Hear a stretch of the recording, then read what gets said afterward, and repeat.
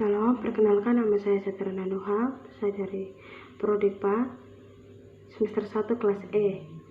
Di sini saya akan membahas tentang sejarah gereja umum, masa pertengahan, periode abad pertengahan mulai dari tahun 590 sampai 1577. Saat reformasi dimulai, periode dari tahun 500 sampai 1500 seringkali disebut masa kegelapan karena terjadi penyimpanan di kegelapan gereja.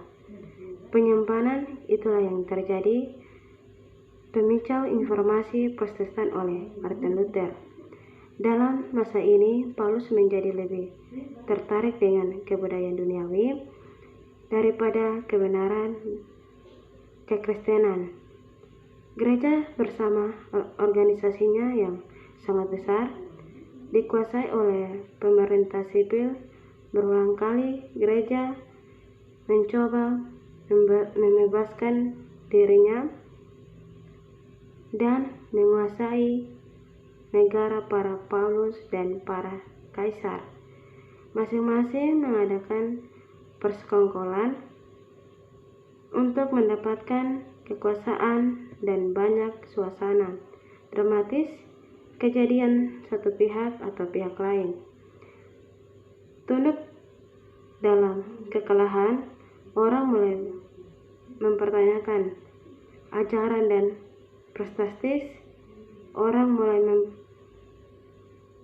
gereja berapa yang menyebabkan gagasan dan Kristen dan orang-orang yang setia pada iman Kristen. Menuntut adanya reformasi, hal ini memiliki gerakan reformasi yang dipelopori oleh Martin Luther. Gerakan reformasi ini berusaha membersihkan gereja dan merealisasikan doktrin yang benar gereja doktrin Roma. Katolik berkembang selama periode ini. Secara umum, gereja mengambil posisi semi pelagian yang mengajarkan bahwa kejahatan manusia tidak dianggap sebagai kematian secara spiritual, tetapi kelemahan spiritual sehingga dapat berkuasa sama dengan Allah di dalam hal keselamatan, khususnya doktrin seperti purgatori, doa kepada Maria dan orang-orang kudus, pengorbanan dan transaksi melalui pada periode ini. Sekitar tahun 500 abad, pada masa pelarian, gereja meletakkan dasar yang besar. Hal ini terjadi ketika kaisar memindahkan pusat pemerintahan. Byzantium, kota sama, tidak berkuasa lagi.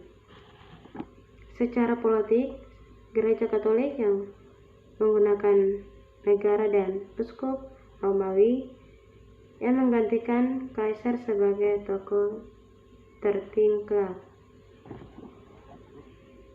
Sejarah gereja masa kini. Menurut gereja masa kini adalah waktu yang